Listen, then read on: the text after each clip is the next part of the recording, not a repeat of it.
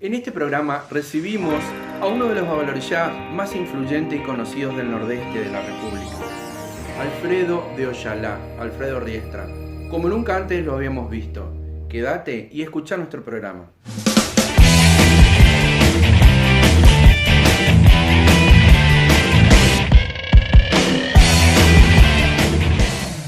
Bueno, bienvenidos a un nuevo programa de Revista Afro.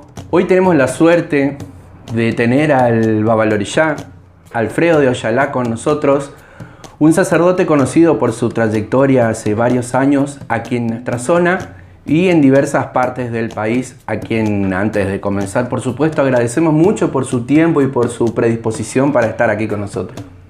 Bienvenido. Bueno, muchísimas gracias por la invitación. Así que bueno, quedamos a disposición de responder las preguntas que tengan. Bueno, entonces, como solemos hacer en nuestro programa, la primera pregunta sería para conocer las raíces más bien. Y queríamos saber, tenemos la curiosidad de saber cómo llegaste a la religión, cómo llegó a la religión. A ver, vamos a hacer un poco de historia entonces. Yo nací en un 27 de diciembre del año 65 en Posadas, Misiones, acá, República Argentina. Porque seguramente esto se ve en todos lados. Bueno. Y me inicié en los estudios primarios, secundarios, en colegios netamente católicos. O sea que durante 12 años pertenecí a la religión católica en un colegio católico. Es más, llegué a ser monaguillo en ese colegio. Obviamente los padres que en ese momento eran sacerdotes, ¿no? Que eran mis profesores, no podrían creer, a lo mejor si me ven hoy en día como babalorixá. Pero bueno, las cosas de la vida te van llevando a veces a tomar otros rumbos. Yo en el año 88, el 15 de junio de 1988, por problemas familiares, mis padres, yo era hijo único en ese momento, porque después mi padre al irse a vivir a la provincia de Santa Fe, al separarse de mi madre, después tiene dos hijos más que son mis hermanos hoy, ¿no? Pero hasta ese entonces yo era hijo único y bueno, en esa separación que fue quizás un momento, yo recuerdo más o menos por la edad y demás, que él se retira de casa y no vuelve por un buen tiempo. Ahí me entero, bueno, que mi padre se habían separado y mi mamá en aquel entonces tenía dos hermanas viviendo acá en Posadas. Y una de ellas frecuentaba lugares porque siempre le gustó todo lo que era curanderismo, por así decirlo, en algún momento, que iba y recorría a la curandera esa persona que le curaba el empacho, que el mal de ojo, le tiraba las cartas. Cosa que yo me reía y en su momento decía, ¿cómo podés creer en eso? ¿Cómo vas a creer en que en unas cartas te van a decir el futuro, el pasado? Claro. Te están sacando plata, ¿no? Claro, obviamente con formación católica en 12 años y monaguillo, obviamente eso era totalmente increíble para mí, ¿no? Sí. Y bueno, mi tía le dice a mi madre, mira, vamos a buscar ayuda porque lo que está pasando en tu familia, en el seno familiar, no es normal. Acá hay otras cosas. A mi viejo le decían gringo, ese era el apodo de él. El gringo no te va a abandonar así de un día para el otro, no va a pasar esto. Bueno, y así la convenció y empezaron a ir a una señora que se llamaba Doña Eve. Era una... Acá en Posadas. Acá en Posadas, sí. Era una señora muy conocida de aquella época. Pongámosle dentro de lo que se define como curanderismo, una curandera de la época. Muy conocida, atendía a muchísima gente. En ese momento estaba por calle Córdoba y, a ver, ¿cuál era? San Martín, creo que era. Pucha, pleno centro. Pleno centro, sí, ella tenía, inclusive el esposo, él era mecánico, tenía en el taller mecánico que la atendía y ella se dedicaba pura y exclusivamente a eso, a atender a la gente. Y bueno, y ahí llegó mi tía, llevándola a mi madre, y se ve que se empezaron a atender porque pasaron varias semanas, meses, ¿no? Y un día mi madre me dijo, mira, dijo Doña Eve, yo estudiaba bioquímica en ese momento, en ese entonces, y era un buen estudiante.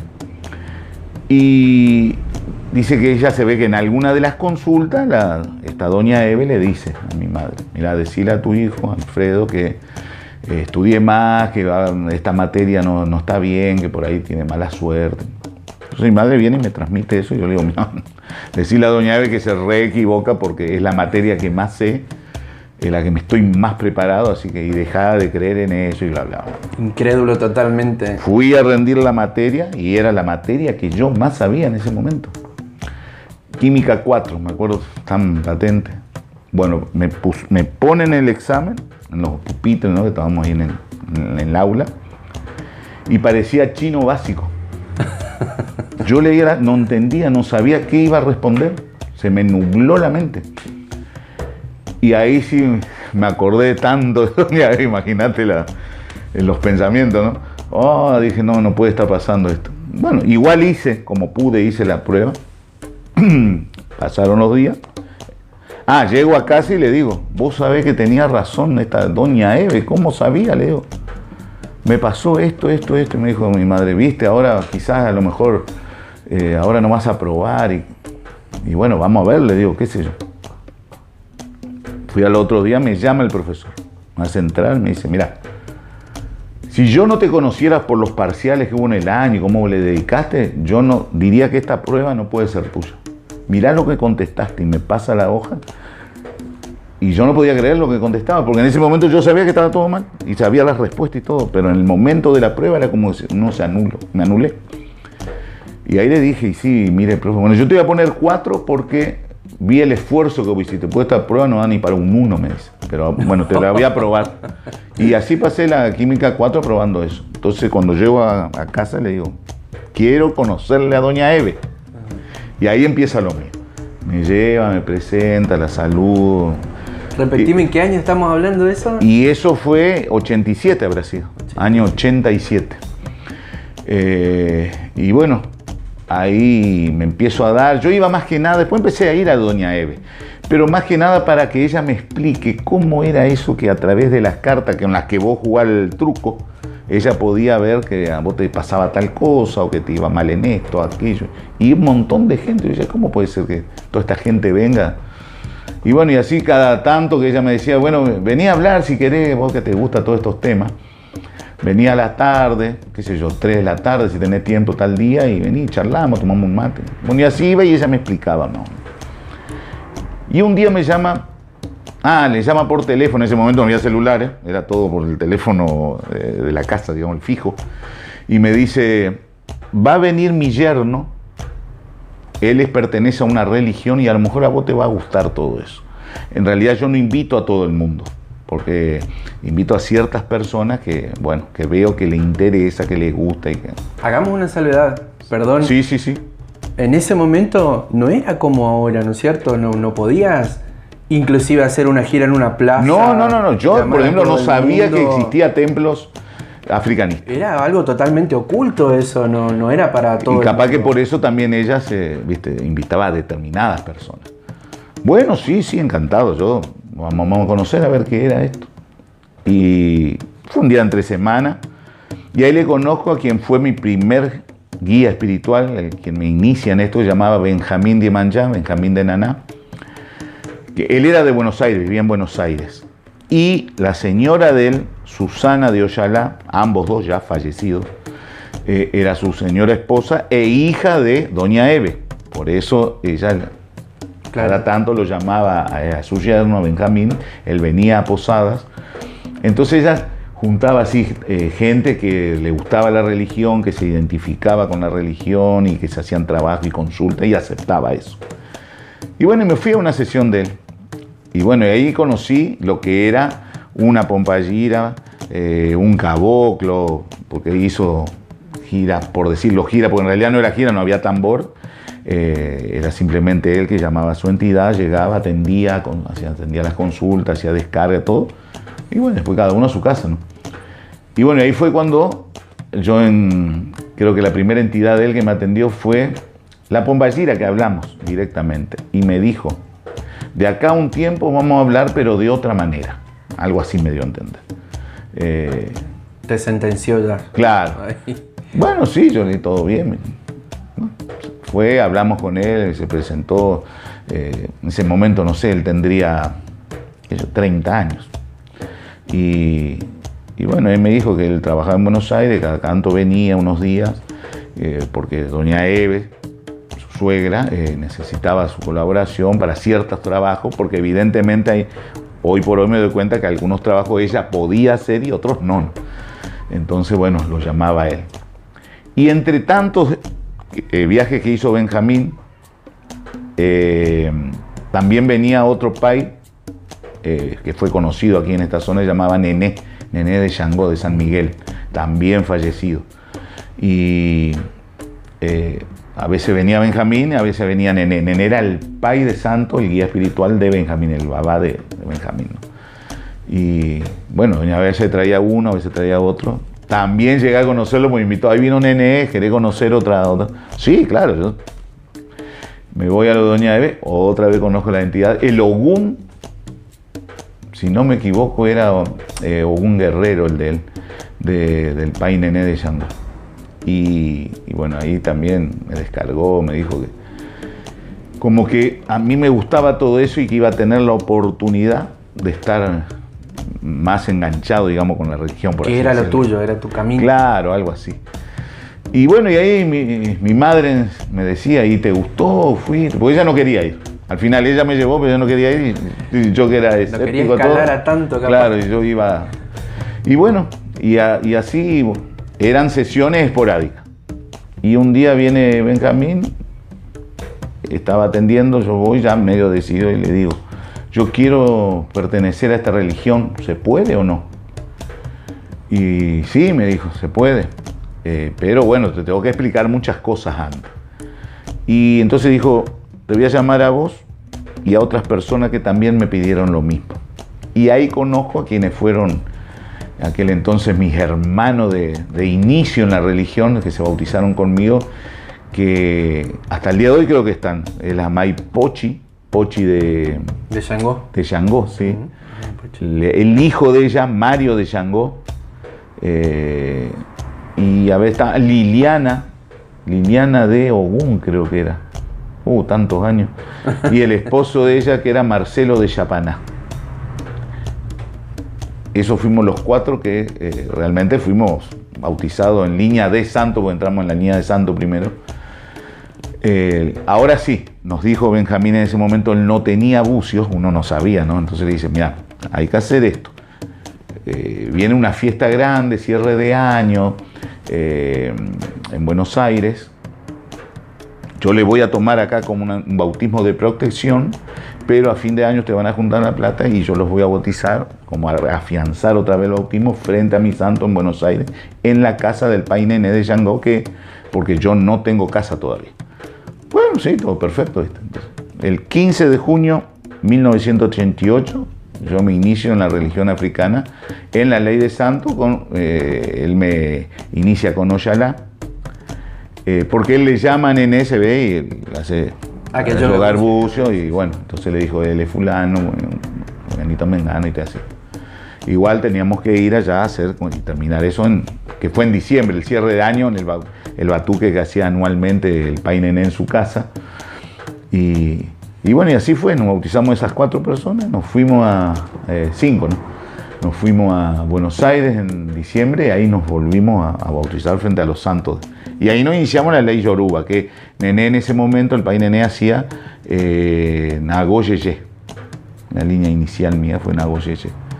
Después creo que cambió el de línea que hacía, sí, ¿no? Creo que cambió, sí. Bueno, y ya que está buena esta historia y todo lo que te llevó a pasar, contanos cómo cambió tu vida de venir de algo netamente cristiano, católico, por así decirlo, encontrar algo que te guste. ¿Cómo fue el cambio espiritual que sentiste, o el cambio en tu vida diaria? En cuanto a lo que se refiere a conocimientos, digamos, de lo que es el dogma católico, vos estás acostumbrado a un estilo de misa, que entre el sacerdote por la puerta, los monaguillos por los costados, leer el libro, entregar la hostia y todas esas cosas. Claro, uno veía totalmente otra cosa, tambores, sineta, baile, traje, espíritus que llegaban y pues, claro, ¿dónde estamos, no? Pero bueno, Era lo que yo sentía, lo que me gustaba, y de a poquito, como es esto, muy de a poco uno va aprendiendo. Me acuerdo que a fin de año él nos dijo, la fiesta, que es el batuque, que uno no sabía, bueno, va a ser el sábado. Pero días antes, si ustedes pueden venir, vénganse a lo que acá le llamamos el serón de orilla, ¿no? Que es el ritual donde entra el ritual neto yoruba de los santos. Cosa que tampoco tenías idea, nunca habías visto. No, nada, me estaba hablando en chino, ¿no? Bueno, pero íbamos, le digo, si total de 2 días todo podíamos, entonces nos fuimos todos en colectivo, me acuerdo, y llegamos para el serón, que fue algo, claro. Pero a tu vida cotidiana, ¿sí? A tu interactuar con la gente, con tu mundo, con tu todo, ¿qué cambio te trajo el volver de allá después de haber visto todo eso, después de los rituales, después de recibir? Yo creo que a lo mejor uno, yo no me daba cuenta en su primer momento, ¿no? Pero por ejemplo, mi madre y los compañeros de facultad con los que yo frecuentaba en ese momento, con los que me daba, veían que uno estaba como diferente, más light, más tranquilo, más... Porque a veces la vida normal, cotidiana del ser humano, hace que uno a veces esté estresado, esté acelerado, esté hiperactivo. Y la religión, la espiritualidad de uno te va, por lo menos en esa parte, te va tranquilizando, te va dando paciencia, te va dando inteligencia, tranquilo, ¿viste? Y a lo mejor uno no lo nota en los primeros momentos. Después uno con el tiempo y los años en estar en esto, se da cuenta que eso viene de la parte espiritual. Claro. Pero esos cambios sí eran notorios. Eran notorios porque me lo decían en su momento, ¿no? Porque yo conté, algunos contaba, ¿viste? Fui a esto, sé esto, mi familia lo sabía, ¿no? ¿Tu entorno de amigos aceptó?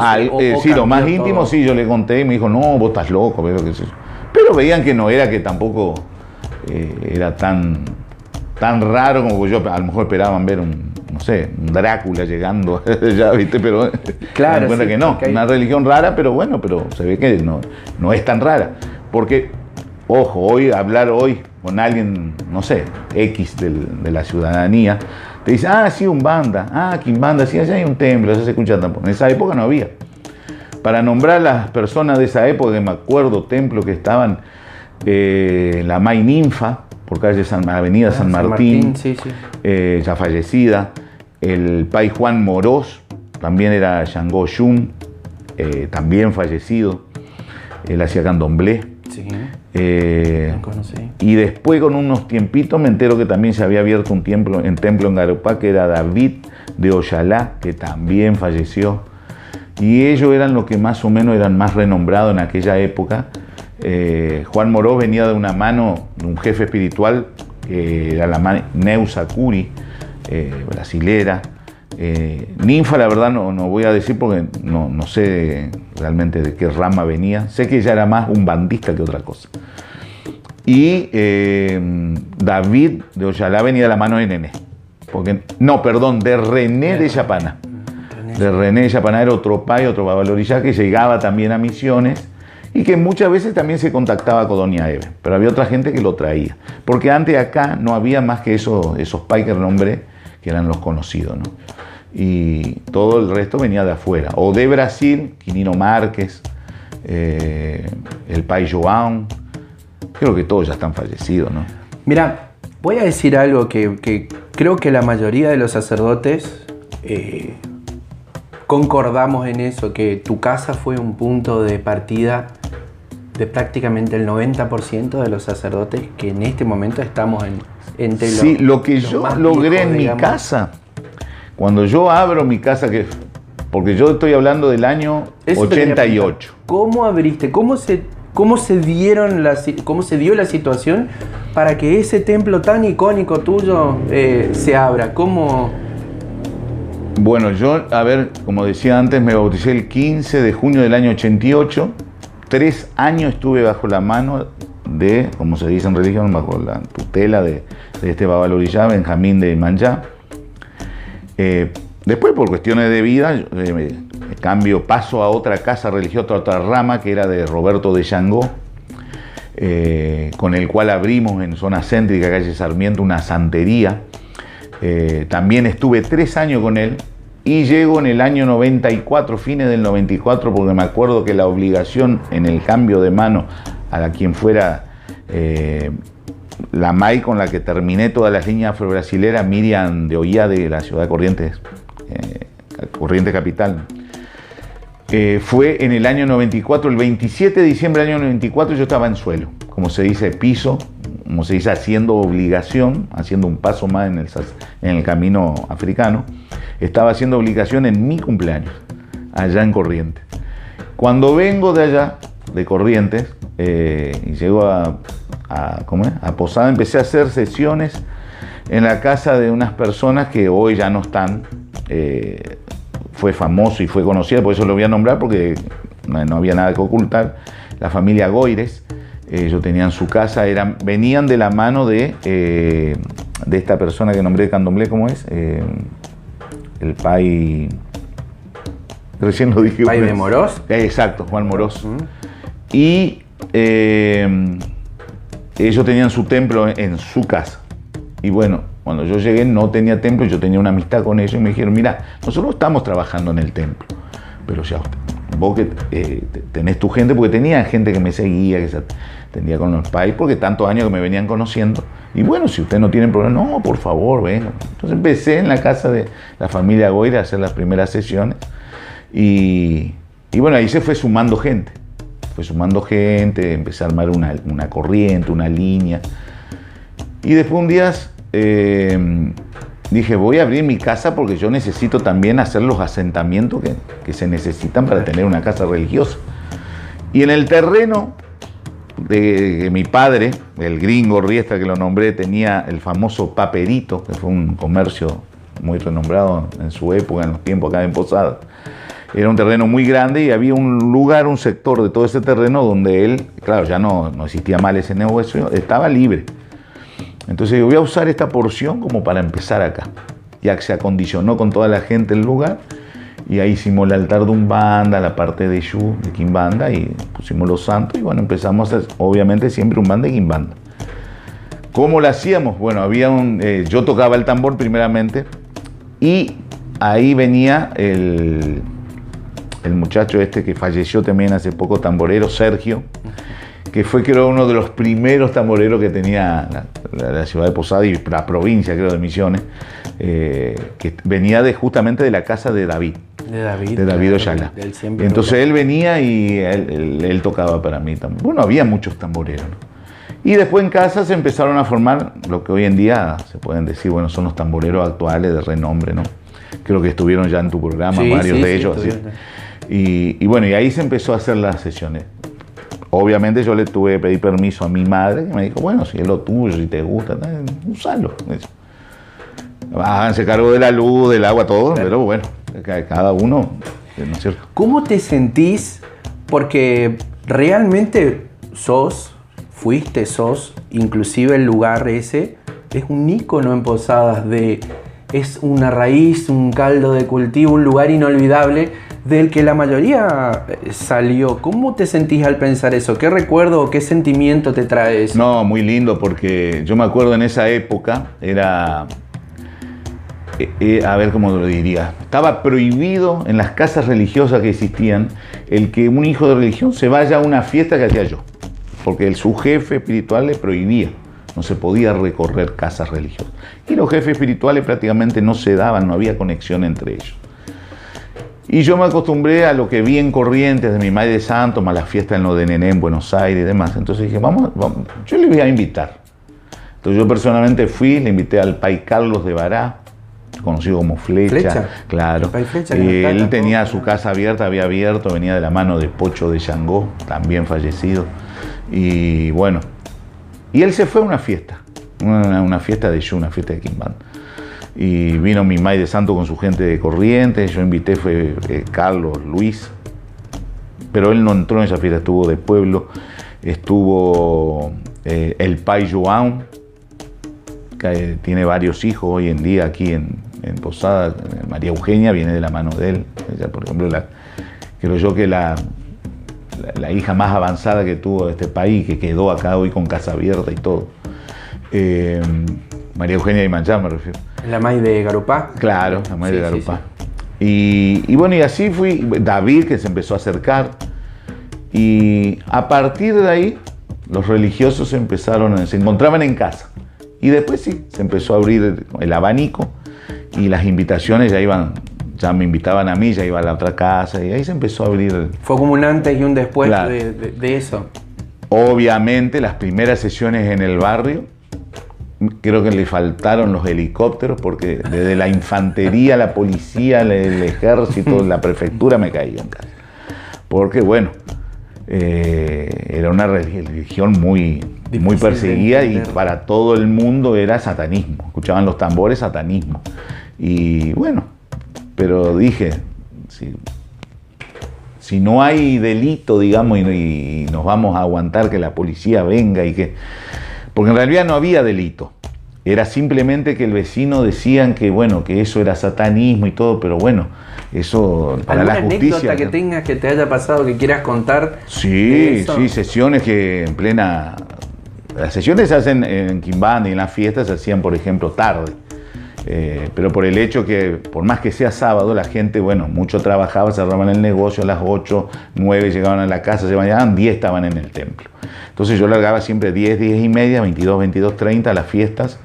Y a pesar de ser sábado, 24 a las 12 de la noche, tenía las policías golpeando la puerta. Se abre la puerta, plena sesión, y ahí eran 4 celulares. Las camionetas, en esa época se hacía la famosa racia en Posadas. Andaba la policía, todo lo que caminaba por ahí levantaban y llevaban a la comisaría. Y bueno, y ahí nos dijeron que termine la sesión, que había una queja de un vecino. Y bueno, pero estaba puerta cerrada, estamos haciendo acá, no estamos molestando. Es como que hacías una fiesta, todos ponían música hasta las 2 o 3 de la mañana en su casa, abrían las puertas. Y nosotros, porque teníamos tambores, no, era satanismo. Bueno, pero ahí no hay un delito judicial contra el satanismo. Aparte hay que demostrar que sea satanismo. Y no, a todos nos llevaron adentro. Sí, todos los integrantes, toda la comisaría, la tercera, pues le correspondía a la seccional tercera. Y bueno, algunas personas no, porque ese lugar, el templo, se conectaba con casa por detrás. Entonces, por lo menos a las personas que no éramos religiosos, que iba de pueblo a presenciar, yo le dije, vayan por casa, y bueno, claro, hacemos cargo nosotros. Claro. Y a pesar de toda esa gente siguió yendo. Viste que vos decís, bueno, ese pueblo no viene más. No viene nunca más. No, sí, seguían firmes. La famosa Baby, no sé si te acordás de Baby. Me acuerdo, bueno. sí. Ella siguió yendo siempre de pueblo. Ahora, justo comentaste eso, ¿no es cierto? Y es lo que todos sabemos, que en ese tiempo, en el principio, así como decís, para la policía, para la gente, para todos, era satanismo. No había una diferencia, no sabía de claro, no, ya todo era brujería. Tambor, claro. Satanismo. Te vestías africanista, satanismo. ¿Cómo era hacer religión en ese tiempo? ¿Cómo podías luchar contra eso? Bueno, cuando tuve tantas denuncias, fue en el año 99. Yo abrí el templo el 9 de febrero, que es el aniversario, ¿no? El 9 de febrero del año 96. 9 de febrero del año 96. En el 99, durante 3 años, a mí me persiguió toda la ciudad, más o menos, haciendo denuncias. Y para el 99, a pesar de que seguían algunas que otras denuncias aisladas, porque había unos vecinos que estaban empecinados, que ya era una tendencia de religión contra religión, ya no era el ruido molesto, lo que sea, eran vecinos que estaban empecinados contra la religión, porque eran fanáticos religiosos de otra religión que no voy a nombrar. Y bueno, entonces siempre estaban haciendo denuncias. Bueno, entonces dije, vamos a hacer, porque yo leía ya que la religión era aceptada, de por sí, en un país donde hay libertad religiosa y uno en ese país acepta que una embajada ocupe parte y territorio en ese país, se está aceptando todo de esa cultura, la cultura, el arte, la religión, todo. Entonces, Nigeria tiene su embajada aquí, Sudáfrica, en Argentina, por ende, nuestra religión estaba aceptada como culto. Entonces dije, voy a estudiar la parte, porque, bueno, no había secretaría de culto en ese momento en la provincia. Entonces me contacto con Roberto Coronel, que era una persona que tenía una federación que llamaba Macta Afacta. Entonces le digo, mirá Roberto, está pasando esto, a mí me hacen una persecución religiosa, no puedo hacer sesiones libremente. Entonces me dijo, bueno, hay que inscribirse y a través de, una vez que vos estés inscrito y pertenezca a la federación, vas a tener el resguardo legal que... Recuerdo que vos fuiste uno de los primeros. Claro, y ahí se hizo la primera reunión aquí, con aprobación de ¿cómo se llama? De la Cámara de Diputados de la provincia de Misiones. Donde el Instituto del Deporte. Claro, el Instituto del Deporte, donde se declaró de interés provincial la primera reunión africanista en busca de la legalidad. Roberto Coronel vino con 2 abogados que pertenecían a la federación y explicaron cómo estaba la ley de culto en Misiones, en la Argentina y demás, ¿no? Y bueno, ahí todos los que estábamos en ese momento, que éramos religiosos y queríamos por lo menos tener un aval legal, nos inscribimos en la federación y por muchos años pertenecimos, y AMACTA FACTA. Tenían algo que los represente. Claro, que nos represente legalmente. Entonces ahí ya pude poner un cartel afuera con el número del Ministerio de Bienestar Social, porque AMACTA era una asociación mutual y AFACTA una asociación federativa, y el registro de cultos. Entonces gracias a eso se calmaron las aguas. Tuve que inscribirme como sacerdote en el AFIP, porque el AFIP tiene un sector donde uno puede inscribirse como sacerdote, ser IVA exento y demás, cosas que lo acreditan.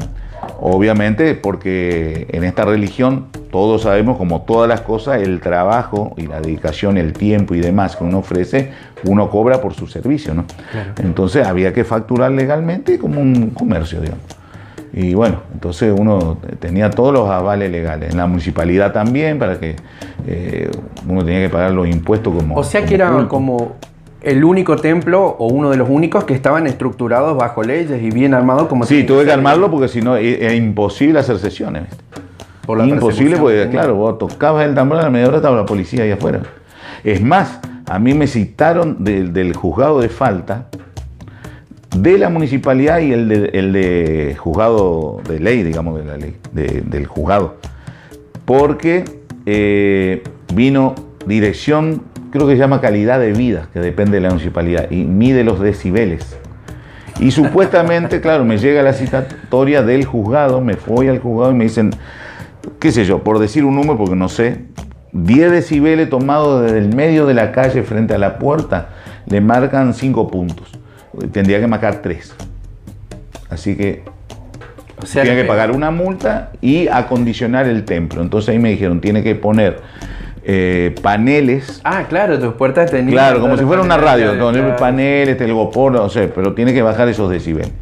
Tuve que hacer toda una reforma en la estructura del frente del templo, por eso se veía del lado adentro el panel como si fuera una radio. Y bueno, y tuvo que venir calidad de vida al medio de la calle, porque de ahí te toman, miden, y dijeron, ah, sí, bueno, ahora sí reúne, haga las sesiones. Era difícil, era muy difícil. No. Hoy ya, bueno, la gente se acostumbró, más si a lo mejor los vecinos ya te conocen y demás, ya no hay esos problemas. Pero antes sí, tenías que hacer todo ese gasto y demás para poder trabajar libremente. Mira, antes de preguntártelo, otro tipo de impacto, sé que tu vida también se separa en 2 partes en el tema religioso. Si bien en un principio vos ya conocías una línea distinta, poco conocida en ese momento acá, que es el palo, no es que dejaste, sino que transformaste y seguiste, le diste más fuerza, más dedicación al palo mayombe, siendo hoy el primer sacerdote que lo hizo acá en Misiones. ¿Qué te llevó a cambiar esto que vos conocías y decir, bueno, voy a hacer esto nuevo, que inclusive era mucho más peligroso entre comillas, era mucho más difícil porque no era de alguien de Buenos Aires, tenías a alguien de mucho más lejos que tenía que venir y la información no cualquiera la tenía, era algo distinto, muy distinto. ¿Cómo llegaste a eso? Yo hago una fiesta de quimbanda en el año, a ver y habrá sido, pues yo empecé con el palo mayombe en el año 94. Habrá sido, 2004 quise decir. Y 2003 habrá sido la fiesta. Y viene a tocar, porque era amigo más que nada de Miriam de Ollá en ese momento, el famoso alaguer Raúl de Bará, que él fue uno de los primeros que venía acá, el famoso negro Raúl, que le decimos todos. Y bueno, entonces salimos a tomar un café al centro esa mañana. Entonces me dice, vos sabés que me conocí con Yeyo. ¿Quién es Yeyo? Le digo, Yeyo es un cubano que está en Argentina y me lo presentaron y él hace palo mayombe. Y ahí, claro, yo había leído ya sobre palo mayombe. ¿En serio? Le digo, sí, yo inicié, hice Los Guerreros, porque en la línea afrocubana muchas casas, no todas, pero muchas, depende de la rama, te dicen, primero tenés que hacer Los Guerreros Yoruba, el Ewa, Ogun, Oyosi, Osun, para después sí entrar al palo. Y en otras dicen, no, son dos cosas distintas, no tiene que haber una cosa, podés hacer palo. Bueno, pero más allá de eso, él me dijo, bueno, entonces lo conocí, bueno, ahí me hice el Ewa. Y yo decía, ah, qué lindo, ¿y cómo puedo llegar a Yeyo? Porque quiero hablar con Yeyo ahora que vos lo conoces. Encima tenía la referencia del negro. Y me dijo, y bueno, tenés que ir a Buenos Aires, organizate. Y bueno, ahí me fui con 3 personas más, que en su momento eran hijos míos de religión. Y me voy a Buenos Aires, lo contacto, porque Raúl me dice, venite a casa, quédate unos días ahí, y de ahí nos movemos para ir a lo de Yeyo. Y bueno, ahí él me lleva al templo de Yeyo, en ese momento lo conozco, cubano, Yeyo Mirrelecum, el nombre religioso de ellos, de Elba. Y bueno, me hace la tirada, la lectura del Dilogún, me santa mi santo Obatalá, me dice, pues claro, en tu ley es Oyalá, acá es Obatalá. Oyalá para nosotros es un camino del Obatalá. Y encima del camino femenino de Obatalá es Oyalá. Y coincide que Oyalá para la línea de Batuque come animales mujeres, que entonces se identifica con una energía femenina, digamos. Ah, mira vos, bueno, pero yo quiero hacer palo, le dice, palo. No me importa, claro, eso quería, porque vos tenías todo eso, como decir, eso de los muertos y que bla, bla. Entonces él me explicó todo, y me dijo, sí, no hay problema. ¿Sí? Y ahí yo volví de Buenos Aires y volví a ir otra vez y hice el enguello, que es el primer camino, el primer paso, digamos, de iniciación en palo. Y bueno, ahí empecé con esa línea, pero obviamente es una línea cubana totalmente distinta, bantú, hablan otro idioma, yo no podía, era para mí, tenía que aprender y me llevó, fíjate, hace poco estoy empezando recién a tener los primeros hijos en enguello que pasaron más de 14 años, creo. Claro, sí, recuerdo que fue en un principio y después fue un claro, lo que pasa es que en ese momento la gente que no conoce, imagínate, cubanos que habrán dicho, son todos, viste, uno decía, viene un cubano, vos te imaginaba cara cortada, ¿cómo que se llama? Al Pacino en la película, el cubano, un narcotraficante, las armas. Y bueno, entonces decían, no, y si te hace mal, ¿a dónde lo busca el cubano? Tenés que ir a Cuba a que te ayude. Era complejo, ¿viste? Es un miedo, ¿no? Y bueno, no había como ahora una comunicación tan sencilla, claro, fluida, sí, con internet. Claro, le hablaba ahí en el momento. No había WhatsApp. Y encima Cuba creo que no tenía ni ahí idea de lo que era internet. Sí. Y bueno, entonces me arriesgué y lo hice, ¿viste? Porque me gustaba. Y me pareció, al hablar con él, se notaba que él sabía de lo que hablaba, cómo lo hablaba, porque vos notás cuando la persona está segura de lo que hace, cómo se mueve, cómo habla de los rituales, porque más allá de que el batuque puede ser 12 orillas, mientras la santería tiene abarca los 400, por así decirlo, los 200 de derecha, 200 de izquierda, que dicen que son los orillas yoruba, ¿no?, del panteón. Vos te das cuenta que lo que se está hablando de Changó y Changó allá es más o menos lo mismo y todo, ¿no? Así que a la base estaba. Pero me di cuenta que sabía. Y bueno, me arriesgué, ¿no? Y fue el negro Raúl el que me llevó. Por si lo está escuchando. El negro Raúl tiene la culpa entonces. Sí. El padre Raúl de Bará. Para no ser tan largo, ¿no es cierto? No quiero consumir demasiado tiempo tuyo, pero ¿cuál sería, si pudieras hacer un análisis desde tu óptica, cuál sería la visión que tenés de lo que fue la religión cuando arrancaste, ese amor que se nota del que hablas, de cada paso que diste para crecer, a lo que vos ves hoy en día con la religión, cómo se cultúa hoy por hoy? No vos específicamente, sino en esta sociedad que por más que digas que no, sabemos que vos tenés una influencia grande y tenés un compartimiento con casi todos los sacerdotes. ¿Cómo ves el culto en su momento cuando arrancabas, la devoción que se tenía y cómo es ahora? Yo, a ver, del lado de vista sacerdotal, de la parte de la orilla del jefe espiritual, Ojo que obviamente sos cada sacerdote. uno hace la religión a su manera, como la siente, como la aprendió y todo. Lo que se me noto en la mayoría de los casos que los devotos, por ejemplo, se le da muy rápido ciertas cosas que a lo mejor tendrían que tener más tiempo. ¿A qué te referís con devoto? ¿A los hijos de religión? En los hijos de religión, sí, mejor dicho, los hijos de religión, los que entran, los iniciados. Porque a veces la persona, como antes, uno entra y le quiere hacer todo, aprender todo rápido, porque le gusta, o está aquel que está acelerado, pero sea como sea, todo lleva un tiempo. Y a veces esos tiempos, hay ciertas casas que se me hace que lo adelantan demasiado, y porque el hijo está acelerado, está apurado, lo que sea, o tiene plata y puede pagarse una obligación y comprar todo, uno le da ciertas armas, que no es que la va a usar mal, la va a usar sin saber realmente las consecuencias que puede tener para uno, para empezar para uno. Y a veces esa energía extra que uno recibe, uno no está preparado. Y ahí vienen los fracasos a veces. Y entonces después esa persona dice, no, esto no sirve, o ese país no sirve, y no es que no sirve, es que no estabas preparado para eso todavía. Pero porque el sacerdote se apura en darle, ¿viste? Yo he visto gente que antes nosotros, qué sé yo, y creo que ustedes también, realmente tener la entidad para que el espíritu, en la ley que sea, gane un cigarrillo, tenía que, no sé. Sí. Claro, tenía que volar más o menos el espíritu. Parte de las pruebas que claro, uno se cercioraba que la persona esté realmente preparada, que ya ese espíritu ya tenga una comunicación tan así firme con su medium, claro, que vos digas, bueno, sí, vamos, ya está preparado como para abrirse al mundo, a la gente, ¿no?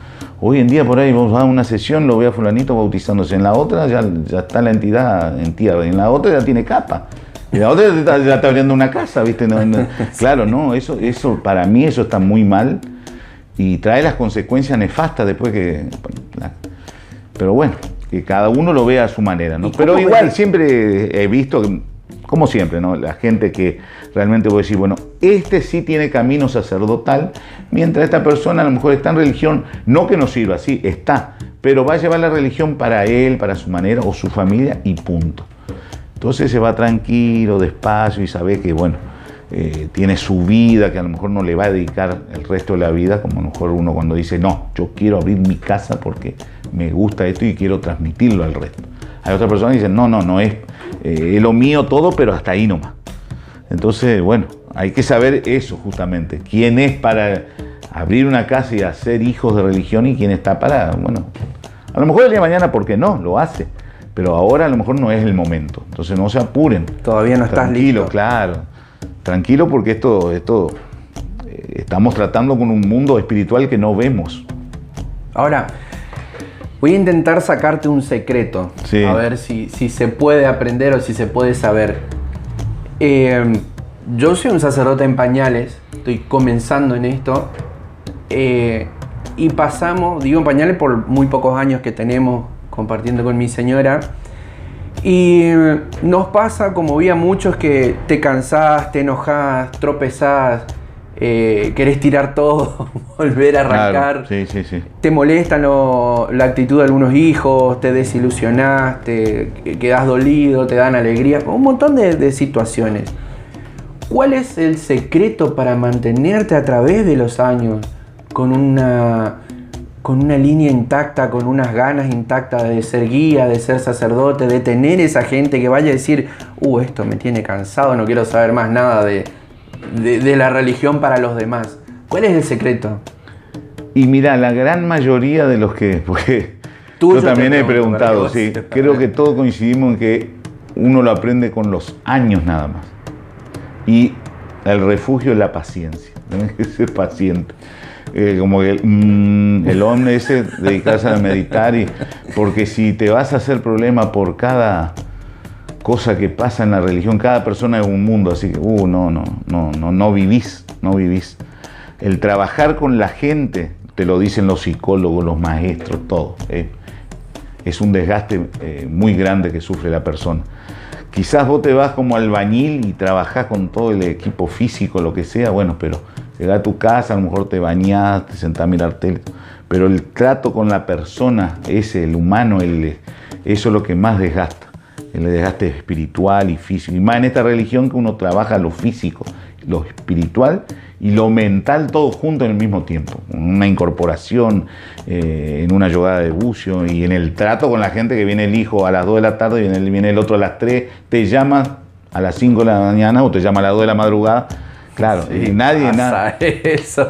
Porque, claro, ellos creen que uno estaba. Claro, que no tiene vida. Esperando a que alguien llame. Los sacerdotes son igual que las personas. Tenemos la misma vida y quizás más complicada. Entonces, no es que, bueno, él es el pai, él es, no sé, Superman. No, nada que ver. Entonces, el secreto es paciencia. Tenés que hacerte paciente y bueno, pero tenés que saber decirle justamente estas cosas. Miren, gente, hay horario para todas las cosas. Por favor, yo también tengo una familia, o así sea solo, bueno, pero tengo quiero ir a tomarme una gaseosa con un amigo o algo, bueno, quiero desenchufarme un poquito de la religión, bueno, necesito una vida, ¿viste? Quiero ir a acariciar a mi perro, mi gato, cantar con mi canario, bueno, déjame de eso, por lo menos, claro. Bueno, y para ir cerrando esto, ¿qué mensaje le darías?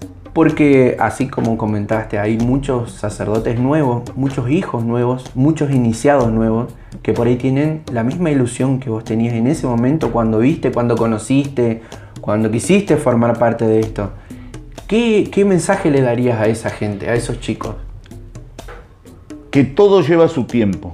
Nada es antes ni después, todo tiene su tiempo. No por mucho que agiten el reloj de arena, el tiempo va a llegar más rápido. Así que hay tiempo para todo, hay tiempo. El primero es aprender, porque uno se mete en una religión y no sabe lo que es la umbanda, la quimbanda, el santo, no aprende la diferencia. Estás haciendo algo a ciegas. Entonces después es fácil decir, no, esto no sirve, esto no sirve. No sé hacer, es aprender, doctrina. Muchos, quiero incorporar. Sí, está bien, perfecto, pero eso lleva tiempo. No es fácil, no es de un día para el otro. Yo tardé 3 años en bajar mi primera entidad, espíritu, para que sea reconocida ahí que estaba en tierra. Y bueno, yo sé que yo también tenía esa desesperación. Yo quería que llegue y hable ya. Y bueno, pero no es así. Que ya tiene su tiempo, todo lleva su tiempo. Y antes la doctrina de los mayores era distinta. Eran más exigentes en esa parte. Más firmes. Más firmes, tal cual. Hoy hay por ahí uno le da más libertad, que se va al hijo, y no, pero a veces hay que ser estricto en muchas cosas, ¿no? Porque si no, ahí es donde... se desvirtúa el conocimiento, sí, ¿no? se apura la gente, ¿viste? Le llama mucho eso de la incorporación, de aprender, de hacer cosas, de tener su ropa, su capa, su sombrero, no sé. Pero no, todo lleva tiempo. Cuando uno no tiene más inseguridades, entonces ahí uno puede decir, bueno, ahora estoy sabiendo lo que hago, ¿no es cierto? Porque la inseguridad te va a llevar al fracaso. Entonces, primero estar seguro, y para estar seguro hay que saber aprender doctrina. No digo entrar en internet y leer todo lo que hay, porque uno no sabe quién está escribiendo ahí en internet. Para eso tiene su guía espiritual. Ahora, hoy por hoy nadie le prohíbe a nadie, porque si uno quiere estar en un grupo religioso está ahí, uno no se entera, ¿no? Pero siempre le digo, ustedes entren, miren, lean, pero no vayan a hacer eso que leen. Vengan y pregunten. No me quieren preguntar a mí, a su jefe, que son los espíritus, porque en definitiva el hijo de religión es hijo de los espíritus de uno. Y bueno, pregunten, consulten, no se larguen a hacer todo lo que leen, porque no todo es la misma rama, no todo es la misma línea y no todo es la misma doctrina. Entonces pregunten, porque si no, después vienen los fracasos. Entonces tómense su tiempo y aprendan bien, y aprendan con el jefe espiritual que uno elige, porque si no, no elijan jefe espiritual y hagan como quieran, ¿no? Para eso tienen una casa. Después sí, hay dudas, bueno, uno puede preguntar y ver, mira, ya se nació así, pero ¿por qué harán? Bueno, se analiza y se ve. Esto es Yeye, esto es Nagó, esto es Oyó, esto es Ifá, esto es Palo. Ahí vienen las diferencias. Pero mientras respeten una línea, una casa, porque si no, ¿sabes la ensalada que se van a hacer? Respeto. Claro, Respeto. Obvio. Respeto. Bueno, muy bien, muchísimas gracias. Gracias a ustedes. Gracias por tu tiempo. Esto queda como una parte importante de historia que todos vamos a poder absorber y ver en el tiempo, inclusive vos. Así que te agradecemos mucho por tu tiempo y por esto que compartiste con todos nosotros. Bueno, gracias a ustedes, que bueno, sea con todo ayer, como decimos en la religión. Que así sea. www.portalafricanista.com